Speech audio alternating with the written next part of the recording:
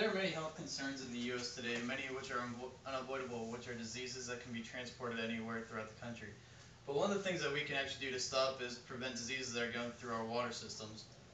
Water has many importance today. There's a lot of things in your water that you don't know that's there, and many things that there are. Such things are being dropped into the water, such as pharmaceuticals. They're getting broken down into such small parts per trillion that it's really not so bad at the fact that how small the parts are, but the bad part is that your body doesn't recognize the parts, so it doesn't fight that stuff off.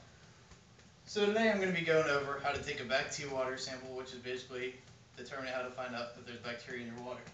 According to the Safe Drinking Water Act, which was amended in 1974 by the EPA and still in force today, it's been amended a couple times.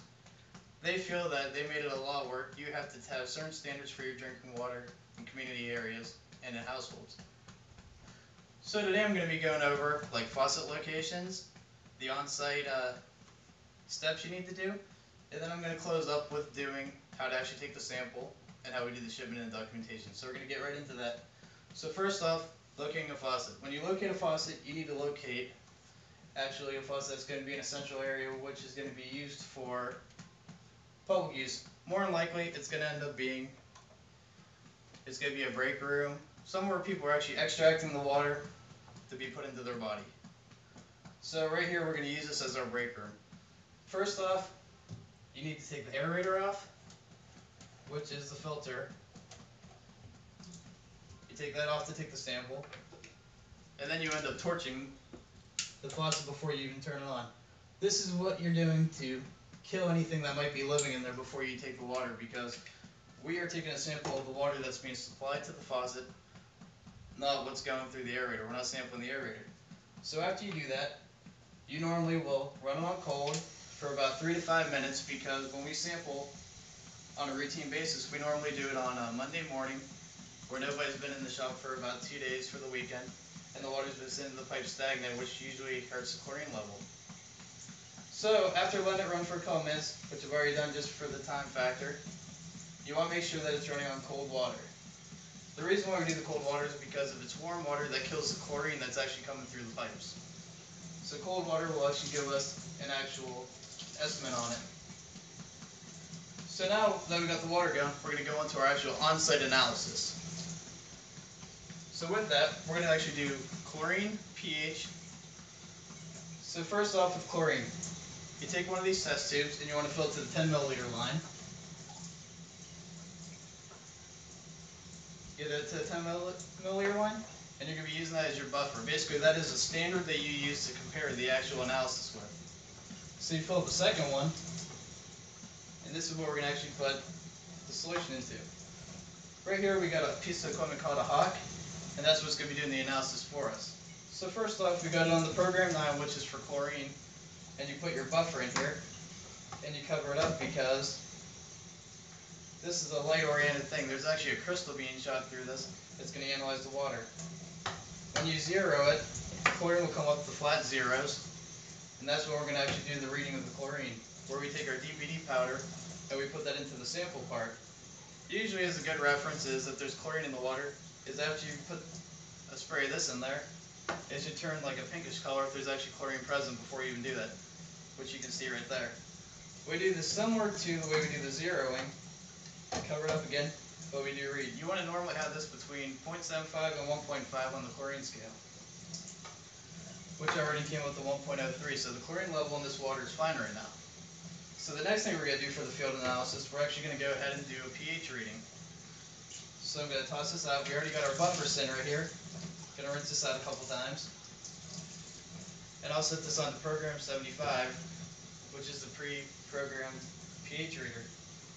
So once again, just like the chlorine, fill it up to the 10 milliliter line, and we do the zeroing again. But this time when you zero it, it's not going to come to a flat zero. It's going to zero to 6.0, which is neutral on the acidic and base scale. Similar to the chlorine, but this time we're going to be using phenol red solution, which is a solution similar to what we use in a color comparator for a scale. And put it right in there like that. Switch the signature on. Normally if it's a bold red, it's going to be a high pH. You want it to be between 6 and 8. Sometimes it can be over, It won't be too much harmful to your health, but you don't want to be too high. 8.0, it's just right on the line like I said. So after doing that, we're going to go ahead into the actual sample collection and the documentation.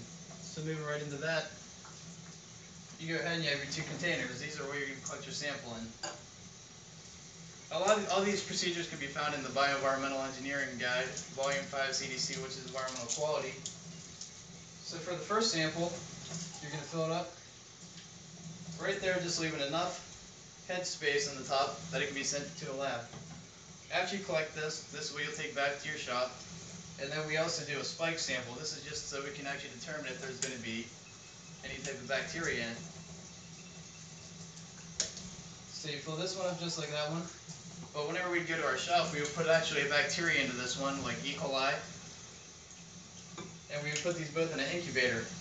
Right here we got some sodium thiophosphate, which is actually used to neutralize the chlorine in it. And whenever you do that, right here's the spike that we have. You'd switch that all around, and you'd label that spike, and you put down the time for that. This one being our sample, we do the same thing.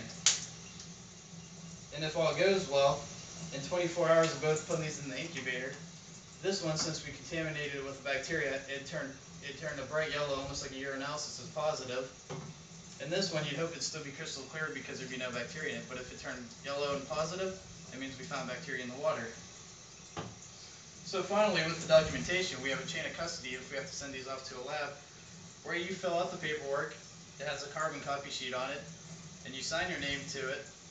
And whenever you transfer it to the person that picks it up for the lab, they will sign their name, rip off a carbon copy, and that's how they actually do the documentation part of it. So now that you know how to take a sample for that, is there any questions or concerns? Yes, ma'am. Is chlorine bad for it? The chlorine can be bad for you. You do need to have some in there so it can kill the bacteria in the water. If the chlorine's too high, it can actually kill the bacteria that's in your body. There is good bacteria in your body that can fight off harmful stuff to you, and if it's too high, it can actually kill that, making your immune system low. Yes, sir. How often are water samples recommended?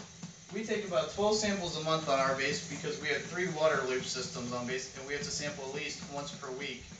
So we take 1 sample a week, so we got 4 for each one, which comes to 12. What about like an amusement park or something like that? At amusement park, we have to double. It depends with how many vendors there are, because whenever it actually goes into sanitation for hygiene at eating stands, it has to be sampled on a frequent basis, usually daily or every other couple hours. And then like with swimming pools, it has to be sampled once every 2 hours, so they have to actually clear the pool. But for like this, if it's just like a drinking fountain or anything like that, it'd be just like how we do on base.